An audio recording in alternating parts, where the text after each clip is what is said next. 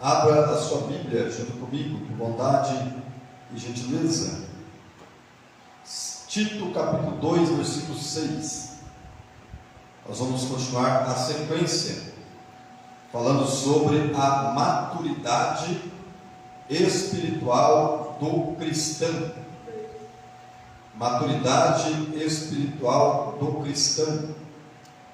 Nós estamos tratando sobre os jovens, tanto os jovens físicos, na faixa etária de idade, quanto também os jovens espirituais. Eu tenho certeza que se nós não formos um, somos outro, em nome de Jesus. Então vamos continuar aprendendo a poderosa palavra de Deus. Tito, capítulo 2, versículo 6. Foi onde nós paramos aí no último culto de ensino passado. E vamos então recomeçar por aqui, em nome de Jesus. Os irmãos encontraram? Amém?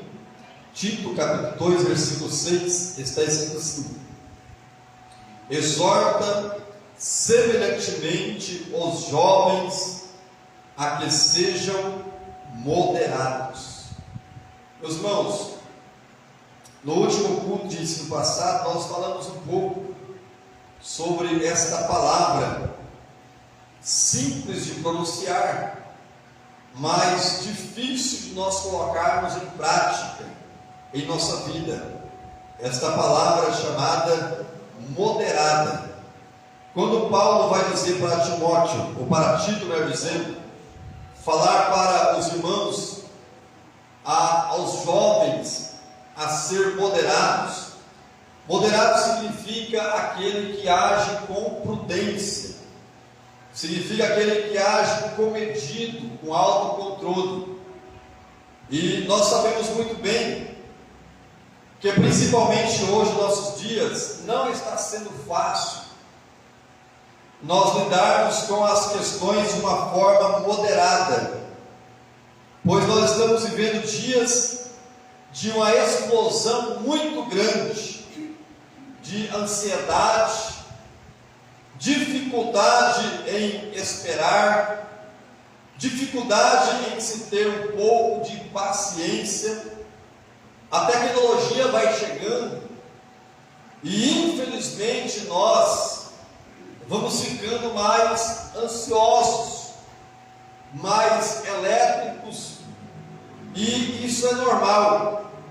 O que não pode acontecer em nossa vida é nós deixarmos essas coisas enraizar em nosso ser, crescer em nós e produzir frutos. Todos nós sabemos que os frutos da ansiedade são frutos ruins, são frutos difíceis de ser compartilhado com os outros. Na verdade, poucas pessoas gostam de degustar os frutos da ansiedade, da impaciência. E Paulo dizendo para Tito, exorta aos jovens semelhantemente a serem moderados.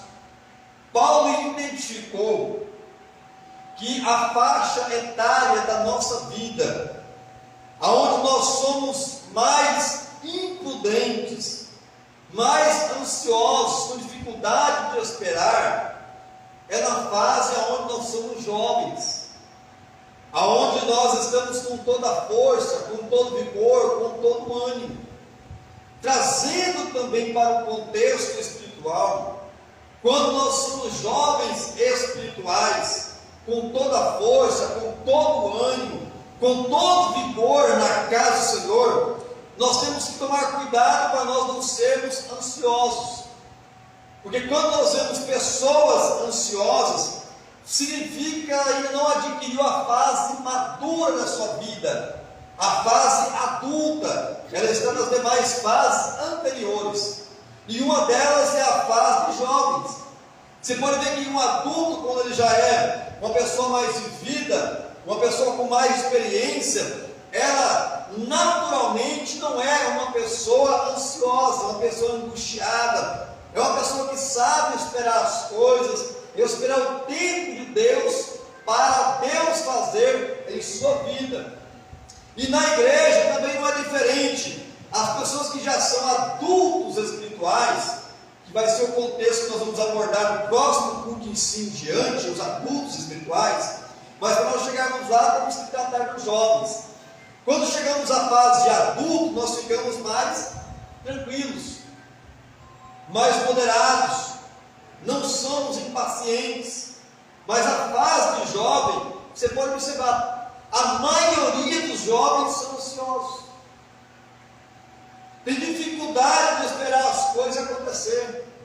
Se o pai ou a mãe disser, olha, mês que vem eu vou te dar tal coisa, pronto, já deixou, o jovem às vezes nem dormir direito, não dorme, é ansioso, não sabe aguardar o cumprimento daquilo que lhe foi prometido, daquilo que lhe foi proposto. Por quê? Porque o jovem tem dificuldade de ter autocontrole. Pastor, o que é autocontrole? É equilíbrio. O jovem tem dificuldade de viver uma vida equilibrada, uma vida plena, uma vida com retidão, principalmente diante de Deus e também diante dos homens. É uma dificuldade natural dos jovens. Eles já estão crescendo. E para chegar a ser adulto, tem que passar pelo jovem. E nós que já estamos numa fase mais avançada, temos que ter o entendimento de compreender essa fase da vida das pessoas.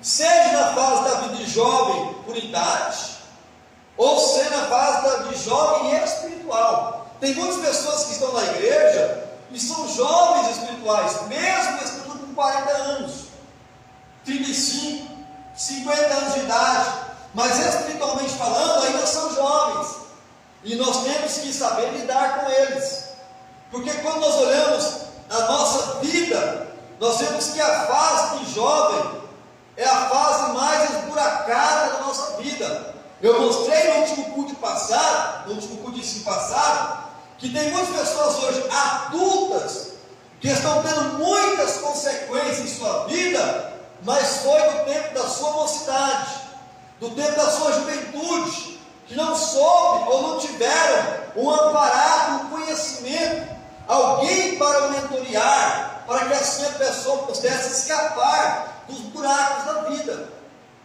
Muitos jovens entraram na bebedice, muitos jovens entraram nas drogas, nas orgias da vida, nas coisas erradas por falta de amadurecimento, alguns, e outros porque são rebeldes mesmo. Você pode ver que a fase de jovem também é marcada por muita rebeldia. É nessa fase de jovem, muitas vezes dentro de casa, que o jovem quer bater a porta mais forte, quer confrontar os seus pais, quer bater de frente, não quer aceitar o conselho, e muitas vezes até chegam a agredir os mais velhos, seja com palavras, seja com gestos e também com ações. Jovens muitas vezes agridem os seus pais com tapas, com porradas, com chutes. Por quê? Porque eles não têm um autocontrole dominado em sua vida. E infelizmente na igreja também não é diferente. Muitos jovens, espiritualmente falando, dentro do seio da igreja, tratam os mais velhos asperamente.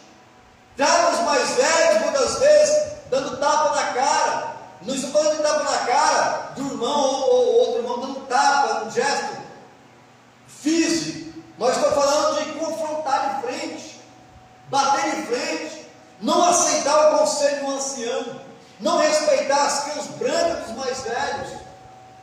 Vou trazer um contexto mais objetivo. Muitas vezes nós, quando estamos passando a fase de jovens, é difícil nós aceitarmos a direção dos nossos líderes. Já passei essa fase. Alguns dos que estão me ouvindo aqui, seja na igreja, ou seja através do Instagram da igreja, estão passando essa fase. A fase de quer bater de frente, quer confrontar, quer pensar que sabe mais do que aquele que já passou pelo caminho, já passou pela experiência, já passou pelas emoções da mocidade. Então Paulo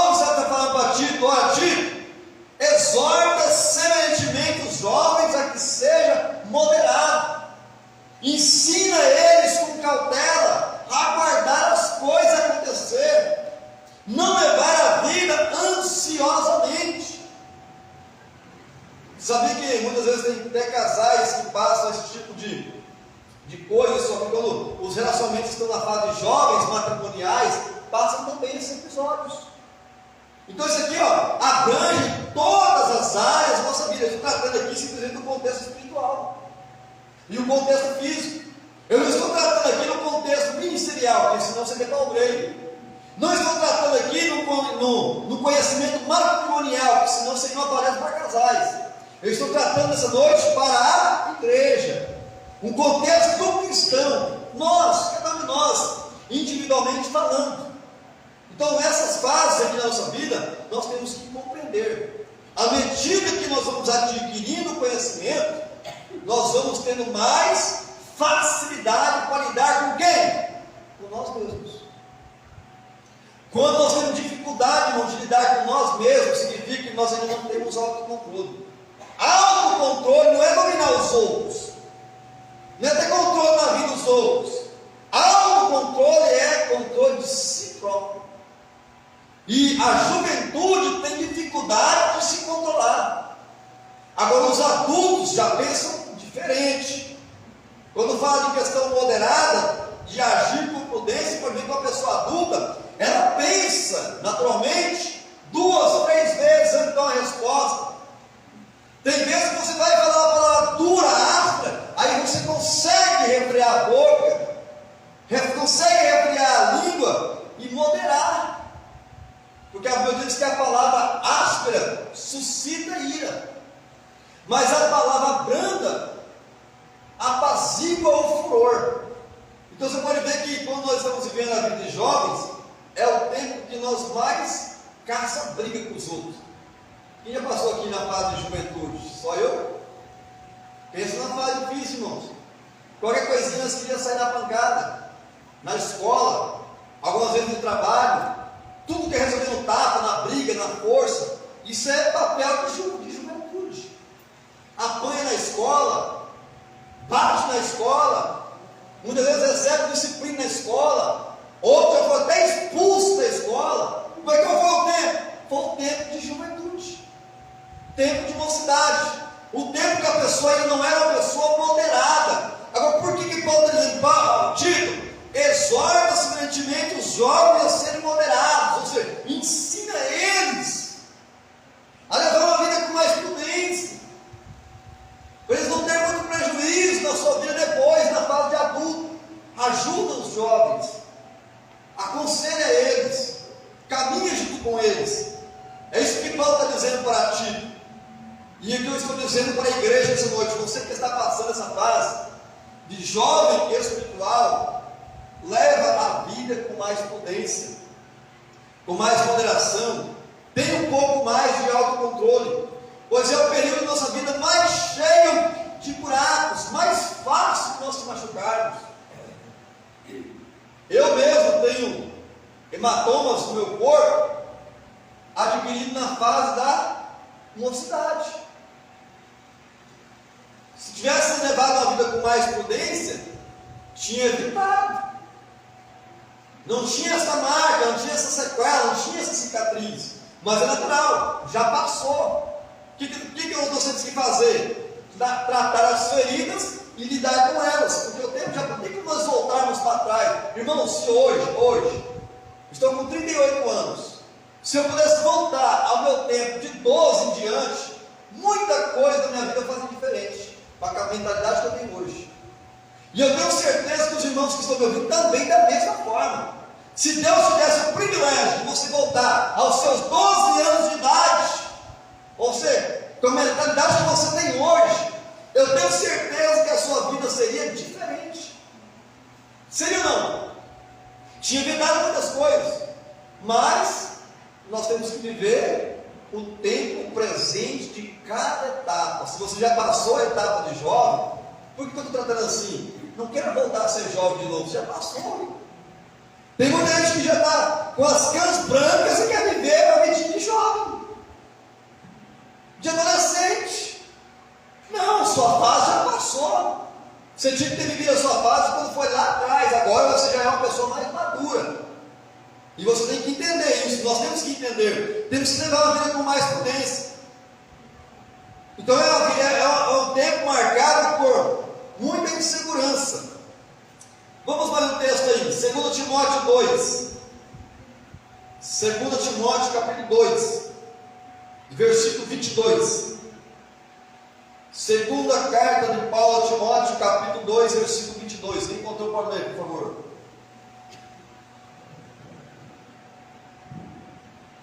2 Timóteo 2, 22. Deixa eu ler, irmãos, rapidinho. Foge também dos desejos da mocidade. Paulo instruindo a Timóteo.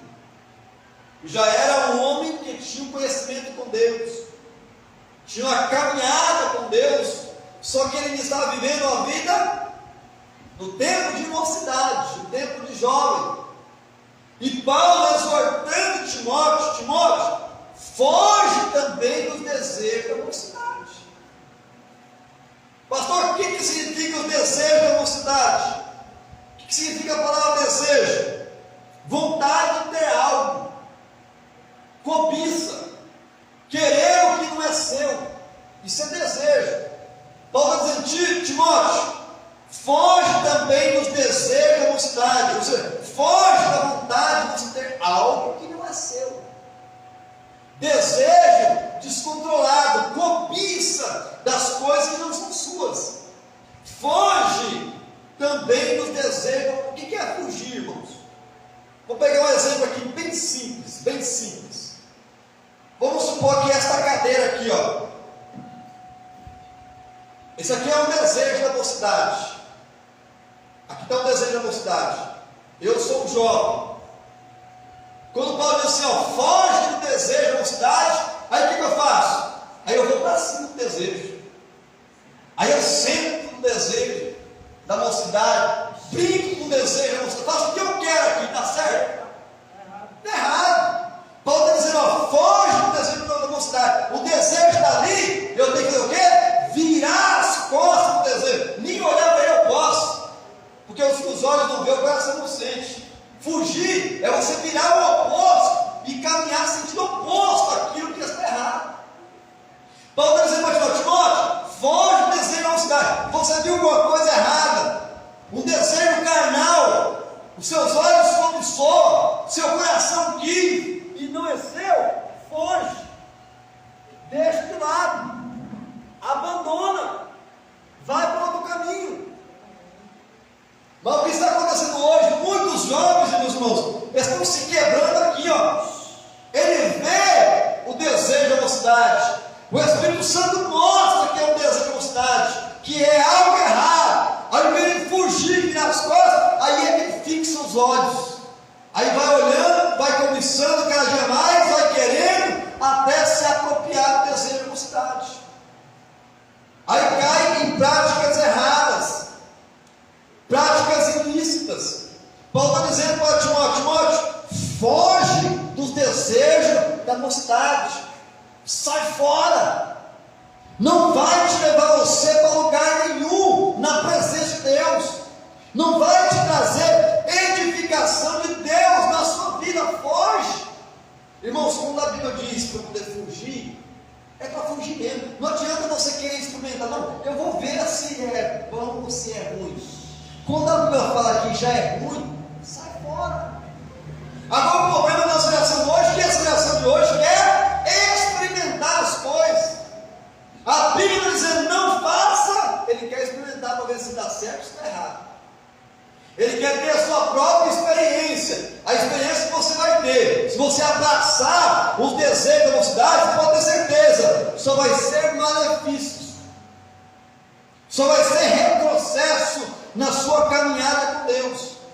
Aí, pastor, o que eu faço então? Se Paulo está dizendo para me fugir dos desejos da mocidade, se eu tenho que abandonar, se eu tenho que deixar de lado, o que eu faço? É só você acompanhar o versículo. Olha aí, ó. E segue a justiça. Ao invés de você querer o desejo da mocidade, você segue a justiça. O que mais, pastor? Você segue a sua fé, a sua crença em Deus. O que mais? Segue a caridade. O que é caridade? O amor. O que mais? Segue a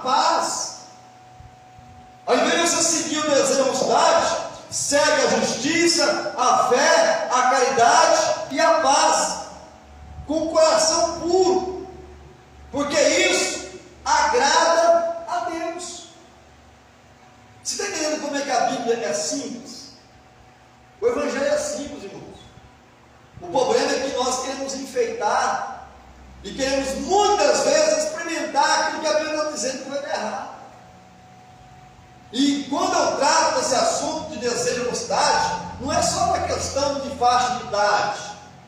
Eu trato também da questão dos jovens espirituais. Muitos crentes espirituais querem experimentar as coisas que não pode. Que Deus já falou, não vai dar certo, está errado. Você vai ter prejuízo se você caminhar por esse caminho. Nós temos que entender essas coisas. Vamos mais um versículo aí. 1 Timóteo 4,12. Primeira carta do apóstolo Paulo a Timóteo, capítulo 4, versículo 12.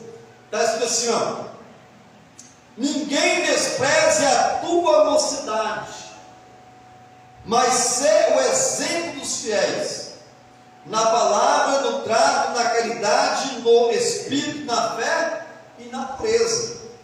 Irmãos, não é porque a pessoa é jovem que ela não pode ser um exemplo.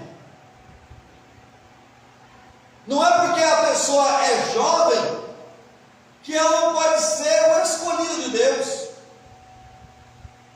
Porque a tendência, infelizmente, é de muitas pessoas desprezar os mais jovens. Por isso que Paulo diz: Timóteo, não deixe ninguém desprezar a sua mocidade. Se você for um exemplo para os demais, um exemplo para os fiéis, as pessoas vão dar crédito em você. E nós temos que ser jovens, então, jovens de exemplo. Tem vários jovens da Bíblia que foram exemplos. Vários jovens da Bíblia que foram escolhidos por Deus. Daniel, Misael, Azarias. Esses homens, todos eles foram escolhidos por Deus, exemplos na sua época, e começou na fase do jovem. Tem gente que quer ser um exemplo na igreja só depois que fica velho, né? Aí quando é jovem faz tudo que não pode, sendo um mau exemplo, dando mau comportamento para os demais. Ei, jovens que estão me ouvindo aqui, ó, principalmente no conjunto de jovens, vocês são exemplos. Vocês foram separados por Deus para ser exemplo, não somente na igreja, mas principalmente fora da igreja. Outros jovens vão ser ganhos através de vocês. Não é através dos mais velhos. Jovem atrai jovem. É com o exemplo de vocês que vocês vão trazer outros jovens para a igreja. No contexto espiritual também é da mesma forma. Nós temos que ser exemplo, meus irmãos. Deixa eu puxar aqui a nossa orelha nessa noite, abrindo parênteses aqui. A igreja hoje do século XXI, infelizmente, está perdendo a sua essência de ser exemplo para os demais. A igreja hoje do século XXI, quando eu falo igreja, isso quando são nós aqui em Jaraguá, isso fala igreja no contexto universal. A igreja está deixando de ser exemplo para os demais. Hoje tem muita corrupção em nosso meio, muitas coisas erradas estão crescendo em nosso meio. Estamos deixando de ser exemplo para os ímpios. Tem muito ímpio, meus irmãos, que bate na boca para dizer assim: ó, se eu for ser crente igual aquele crente lá, prefiro ficar da mesma forma. Se ele vai para o céu do jeito que ele está, eu vou também da forma que eu estou. Qual é o exemplo que nós estamos dando? Será que nós estamos sendo um ponto de referência? Será que as pessoas estão olhando para nós e vendo em nós Jesus em nossa vida? Paulo está dizendo para Timóteo: Timóteo, ninguém despreze a sua mocidade, vírgula, mas ser o exemplo. O que é ser um exemplo? Quando você vai numa loja, qual que é o exemplo da loja que fica bem na frente? Não é um manequim? Ali está o exemplo das roupas que tem lá dentro. Quando você olha o manequim na frente da loja, você já imagina o tipo de roupa que tem lá dentro, o estilo de roupa que vai ser vendido. Dependendo se você olhar o manequim, já bem organizadinho, bem limpinho, a roupa bem limpinha no manequim, você consegue observar até se a loja é bem organizada, se a loja é bem limpinha, só de olhar o exemplo na frente. Deixa eu trazer para nós aqui, já que o raciocínio veio.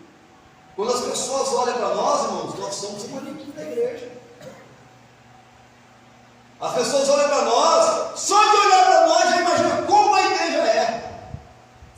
Agora deixa eu dizer um negócio para mim e para você, nós temos uma responsabilidade muito grande. Quando as pessoas olham para nós nas ruas de Jaguar, qual o exemplo que elas formam em sua mente através de nós na rua? Ah, não vou naquela igreja lá perto da Araguatins, não, porque olha só como é que esse crente aqui se comporta no meio da minha família, no meio do comércio, na escola, no trabalho. Vou lá não. Em contraparte não, eu tenho que ir lá naquela igreja, porque eu vi algo diferente na vida desse homem aí, ó, na vida dessa mulher. Olha que homem, que mulher educada, que trata as pessoas bem. Eu tenho que ir lá onde ela congrega, porque eu senti algo de Deus na vida dela, eu quero lá também experimentar. Você está entendendo tanto que o negócio é sério? Nós somos separados por Deus, escolhidos por Deus para ser exemplo para os demais. Eu já disse aqui algumas vezes, vou repetir, bater na tecla. Ei, a nossa maior pregação não é com o microfone na boca. A nossa maior pregação é com a nossa vida, até mesmo sem palavras. A nossa vida sem palavras na sociedade fala mais alto do que nós com o microfone na mão. Porque quando nós estamos com o microfone na mão, irmãos, nós estamos expostos. Alguém pode olhar para nós e falar assim, lá, que hipócrita, fala disso, mas não bebe. Fica feio para nós. Então, por que Paulo está dizendo, olha, ninguém despreza a sua mocidade, mas seu exemplo dos fiéis? Porque é difícil, meus irmãos, nós vermos um jovem exemplar. Já observou os detalhes da palavra? É difícil nós vermos jovens exemplares. Isso no contexto da sociedade e também no contexto da igreja. Jovens espirituais também falando, é difícil você ver um jovem espiritual exemplar. Alguém que você pode observar ele como um manequim e você querer vestir aquela vestimenta, ter a vida daquela pessoa. Então vamos lá. Eu trouxe vocês até aqui para mim falar sobre os conselhos práticos para os jovens. Tanto os jovens na faixa etária de idade, quanto os jovens também espirituais. Primeiro conselho prático. Pastor, o que é conselho prático? Conselho você colocar em prática.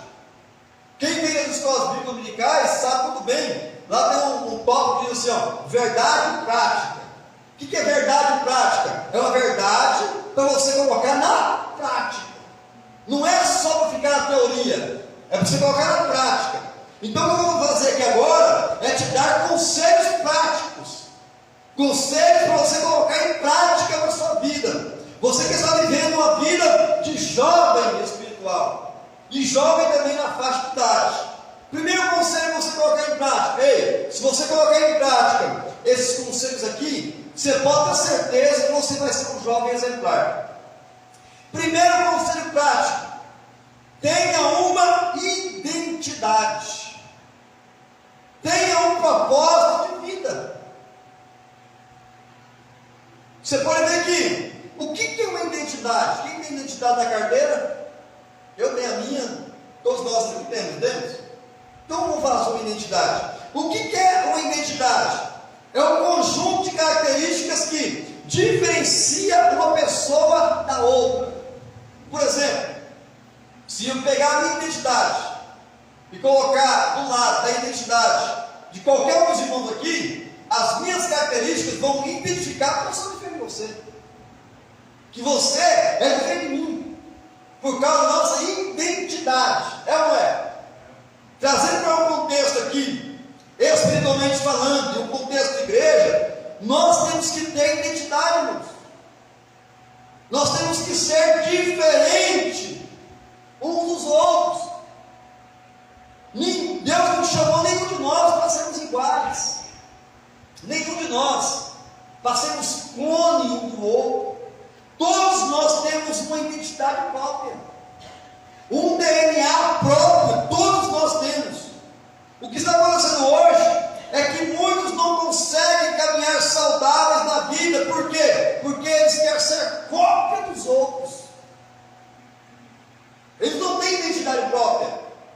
Ele quer copiar o A, o B, o C, o D. Por quê? Porque ele não tem uma identidade própria. Até hoje ele não se descobriu. Ele não sabe o que ele quer para a sua vida. Ele não tem a sua identidade própria. Aí os outros é que muda a vida dele, que faz o que quer com ele, porque ele não tem uma identidade, pois quer ser cópia de alguém. Pastor, qual é o conselho que o senhor tem para dar para mim, que eu não tenho uma identidade própria ainda, que eu não sei o que eu quero para minha vida? Ore a Deus, e na sua oração peça a Deus: Deus, qual é a sua vontade para a minha vida? Ei, Deus tem vontades específicas, diferenciadas para a vida de cada um de nós. Você tem que orar a Deus, saber de Deus, qual é a sua vontade para a minha vida? Qual é o projeto que o Senhor tem para mim nessa terra? Porque Deus não colocou nenhum de nós aqui na terra por acaso, irmãos. Deus, quando permitiu nós nascermos, Deus já tinha um projeto, um propósito estabelecido na vontade dEle para a nossa vida. E nós precisamos de assumir essa identidade como cristão, como filho de Deus, como servo de Deus Altíssimo. Nós temos que ter identidade. Aí as pessoas querem copiar os outros, vestir o que os outros vestem, falar o que os outros falam, se comportar como os outros se comportam. Isso é falta de identidade. Então, conselho prático: tenha a sua própria identidade. Saiba de Deus. Deus, qual é o projeto que o Senhor tem na minha vida? Ei, o projeto que Deus tem na minha vida, você pode ter certeza, é diferente do projeto que Deus tem na sua vida. Deus não precisa de outro como eu. Deus não precisa de outro igual a você. Deus tem um projeto estabelecido para cada um de nós, e nós temos que entender essas coisas. Nós temos que buscar em Deus esse autoconhecimento para poder buscar o propósito de Deus para nós. Porque senão nós vamos viver a vida, irmãos, sem propósito, sem alvo, sem objetivo. Já pensou você viver uma vida de 50 anos sem entender o que Deus tinha para você? Você viveu uma vida ao léu, sem entender de verdade qual era o projeto que Deus tinha estabelecido, qual é a vontade de Deus para a sua vida. Aí depois que você orar a Deus, escute aqui, jovens, depois que você orar a Deus, o que eu faço, pastor? Aí você vai obedecer a Deus. Porque eu aprendi um negócio na minha caminhada, já até falei algumas vezes com algumas pessoas mais próximas. Ei, o difícil não é Deus falar. Deus tem o maior prazer de falar conosco. O difícil é nós obedecermos aquilo que Deus fala. Você pode ter certeza. Se você não tem dificuldade de obedecer aquilo que Deus fala, ou Deus ali não está falando com você, você está tendo voz do seu próprio coração na sua mente, ou então você já passou da fase do jovem, você já está na fase já de adulto. O adulto, sim, ele ouve Deus falar e tem mais facilidade de obedecer, porque quando Deus fala, irmãos, Deus já fala com 100% de certeza, 100% de veracidade. Então, o primeiro conselho prático para nós essa noite, aqueles que estão vivendo a fase de jovem, seja jovem na faixa etária de idade, ou seja jovens espirituais, tenha a sua própria identidade. Não queira ser igual aos outros. Ei, Deus te fez você individual. Ore a Deus, tenha um particular com Deus. Saiba o propósito que Deus tem para a sua vida. Segundo conselho prático, irmãos, relacionamentos saudáveis. Segundo conselho prático para os jovens, relacionamentos saudáveis. Abra bem em Amós, capítulo 3, versículo 3.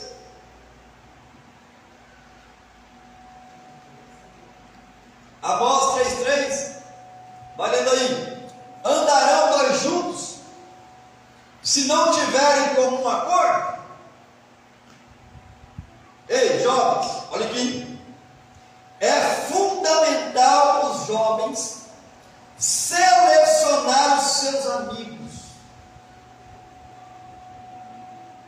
Quem vai no mercado fazer compra ali? Quando você chega no mercado, você pega ali a batata podre estragada, tomate estragado. Você vai escolher o seu arroz lá, você pega um arroz carruchado. Você pega um pacote de feijão que está rasgado só pela metade de feijão lá dentro. Se você vai no mercado e seleciona, por que você não seleciona também as suas amizades? E vou mais fundo, irmãos, olha aqui. Ei, as nossas amizades falam mais de nós, do nosso caráter, de quem nós somos, do que do próximo. Com quem você anda, fala mais sobre você, do que daqueles com quem você anda. Você já observou? Por que, pastor? É simples. Porque nós somos moldados e influenciados pelos nossos relacionamentos. Vou mais longe. Se você tem relacionamento próximo com uma pessoa maldosa, o que vai acontecer? Você automaticamente vai sendo moldado a ser mal. Você vai sendo influenciado para ser maldoso. Se você vai tendo uma amizade, vamos supor, com um traficante, com um drogado, com um beberrão de cachaça, a sua amizade vai te influenciar. Ei, escute aqui. Ninguém fica no meio termo. Ou nós influenciamos, ou nós somos influenciados. E tudo isso é através dos relacionamentos. Tem muita gente com amizade com gente podre,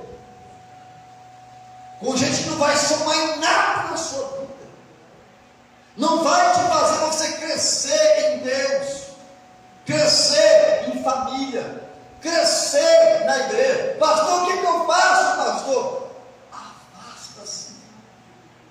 Tira essa maçã podre do meio da sua cesta. Você pode ver, não tem como você regenerar uma maçã podre, uma batata podre. Ei, escuta aqui, ó, esse negócio de batata é tão sério. Se você pegar um saco de batata com 100 batatas,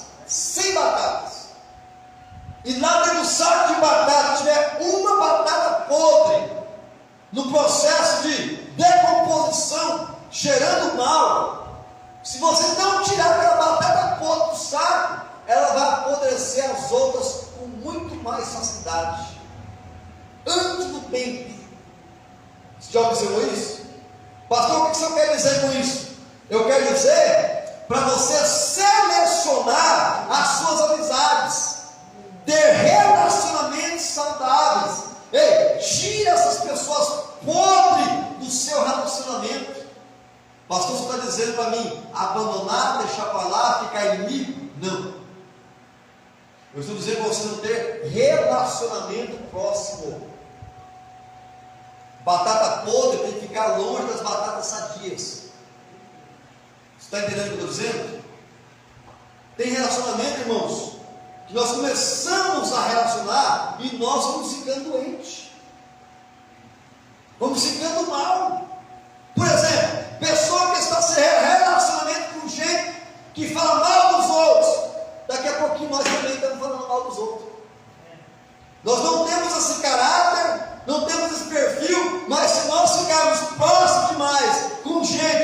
que fala mal dos outros, com gente murmurador, com gente fofoqueira, com gente caluniador, a tendência é nós ficarmos da mesma forma. E tem mais, se as pessoas nos verem com gente em nossa comunhão próxima, mais de perto conosco, só gente caluniadora, fofoqueira, gente ruim, o que eles vão pensar de nós? Que nós somos da mesma forma. Por quê? Porque nós estamos andando juntos, irmãos. A Bíblia dizendo, andarão dois juntos se não tiverem comum acordo. Quando eu vejo alguém andando com pessoas de mau caráter, ela pode dizer para mim que não é mau caráter. Se o relacionamento está próximo demais com gente de mau caráter, com gente injusta, ela pode falar para mim, pastor, eu não sou mau caráter, mas se eu olho ela andando com gente de mau caráter todo dia, toda hora, todo momento, o que eu vou pensar dela? A Bíblia mente? Mente, irmãos? Se ela está andando com alguém mau caráter, com alguém injusto, com alguém que não vale nada, ela também é mau caráter, ela também é injusta, ela também, infelizmente, é alguém que não vale nada. Isso aqui é um raciocínio lógico.